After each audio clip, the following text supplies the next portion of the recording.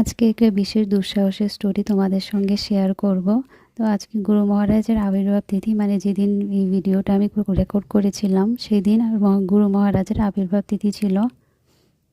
তো বাইরের যিনি মাতাজি ছিলেন, দিল্লি থেকে এসছেন, ওনারা তো পরোটা বেশি খায় না সকালবেলা, মানে ব্রেকফাস্টে।